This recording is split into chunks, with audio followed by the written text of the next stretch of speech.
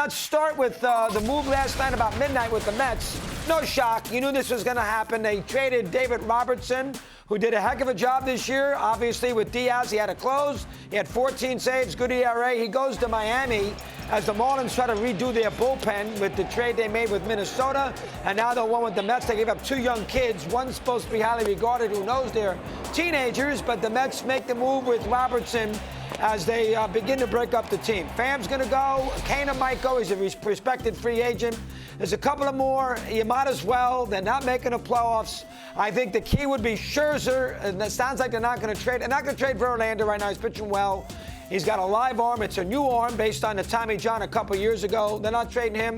I can make an excellent case to trade Scherzer. Sounds like they're not going to do that. He does pitch tonight. Again, if they do trade Scherzer, that's white flag in New York, and I don't think Steve Cohen wants to do that. The place will be a disaster the last 2 months, and I think he wants to have a resemblance of a major league team with, a chance to win again next year. You trade Scherzer for prospects, that kind of hurts that. So I don't think he will be traded.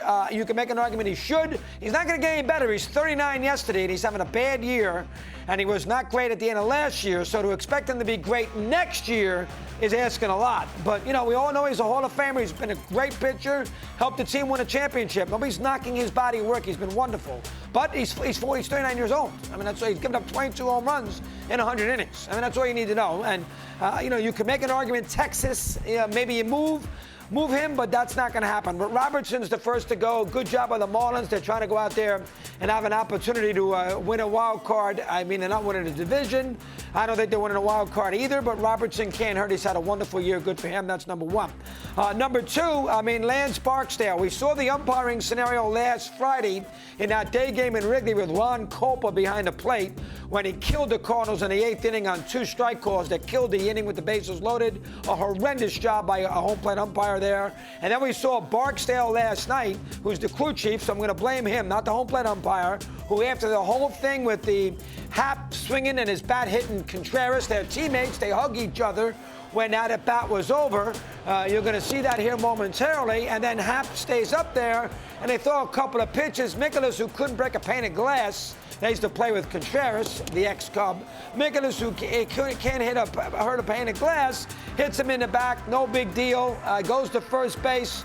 All right, you want an issue and warning if you're an umpire. We're going to get to this here momentarily. You want an issue or warning, I can live with it. But to go out there and throw him out of the game in the top of the first inning, I think it was the first inning. I didn't see it live. That's a horrendous umpiring. Have a feel what you're doing, guys, huh? Please. Have a sense. Contreras is hugging Happ when the at-bat is over. So there's really no... And, Mikolas is throwing the ball, hitting him in the back. All right, not the end of the world. He didn't throw at his head. You want an issue and warning? All right, go ahead, issue the warning. But to throw him out of the game? You must be kidding me. That is so stupid and having no feel of how to umpire.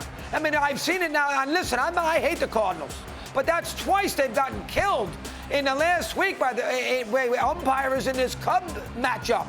Big rivalry and everything else. It's not been a bad enough year for the Cardinals. You got to do this to him. And Mikolas gets thrown out. Lance Barksdale? Really? This is how you're going to umpire as the crew chief? That's a lousy job. I have no problem saying it. That's a lousy job of being a crew chief. And Copa last week is a disaster. Anybody go see those 2 strike calls in 3-0? Really? I wanted to get that off my chest. I didn't like that at all. And the Cardinals got a raw deal. Cubs, on the other hand, are on fire right now. They're at 500, first time since they were 19-19. They're 51-51, so they've got 60 left. It's going to be very interesting to see what they do with Stroman. You want to trade Stroman? He's been terrible lately. You know what? He was great the first third of the year, first 40% of the year. Last 6-7 starts, not been so good. He got an 8 ERA. Maybe you can get away with that. Bellinger's the key. He's been a key part of their 8 out of 9 resurgence. I don't think you can trade him. The idea when you got him was to trade him. How the Cubs front office handles this in the next 4 or 5 games would be fascinating. And remember, the Cubs play the Reds on Monday night. I could make an argument that the next 4 games, 3 in St. Louis, the Monday game at home against Cincinnati, will go a long way to determine of how the Cubs will deal with deadlines, which is Tuesday at 6 o'clock. They play a night game Tuesday. I can make a big case that the next 4 games will shape the next 2 months for Chicago. So that is item number 2.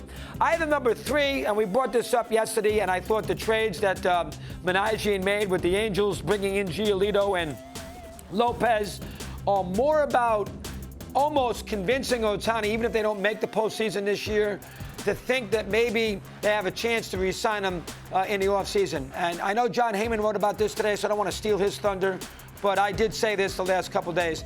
I think there's a good chance that he stays. I really do. I think that the Angels have done a good job this year. They brought in a lot of people, Moustakas. They brought replacements in from all over the place. They helped their team in the offseason. Now they make this trade here. Maybe they make a couple of more.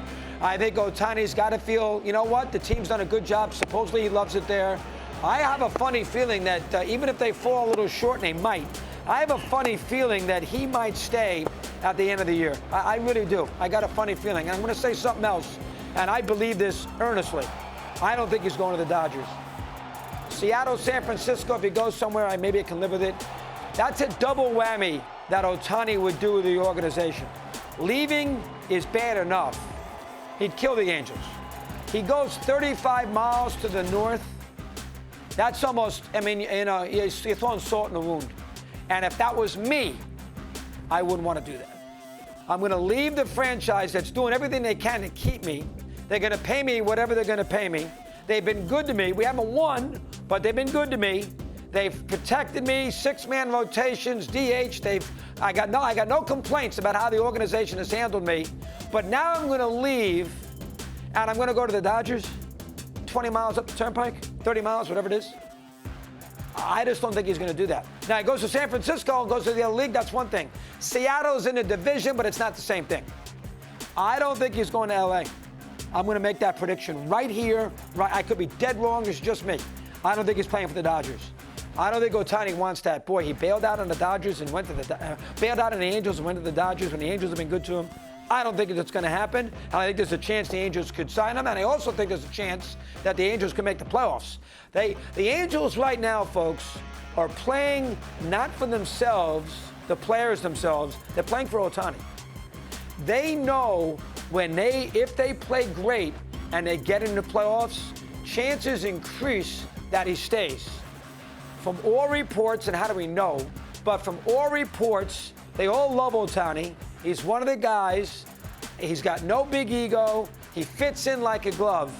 And don't tell me that those players realize if they do what they're supposed to do, if the front office has improved the team, that they're not going to give you that extra surge to make the postseason. Because Ohtani's going to have a tough time leaving if they make the postseason.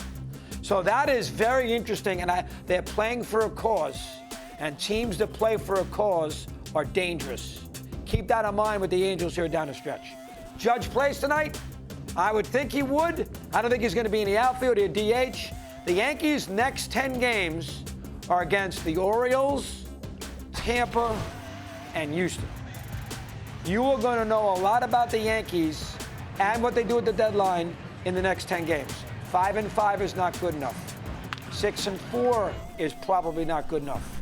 The Yankees, if you're going to do this fairly, in the next 10, need to go 7-3. 2 out of 3. I think it's 10 games. So there's one series, it might be a 4-game series. They need to go, yeah, it is against Houston. It's 4 games. They need to go split with the Astros, beat Tampa, beat the Orioles. They need to go, that would be 6-4. That's not good enough. They need to win 3 out of 4 from Houston, 2 out of 3 Tampa, 2 out of 3 Orioles. Then I'll take them seriously. 7-3 next 10 against these 3 teams, all ahead of them in the standings. Then I'll take them seriously.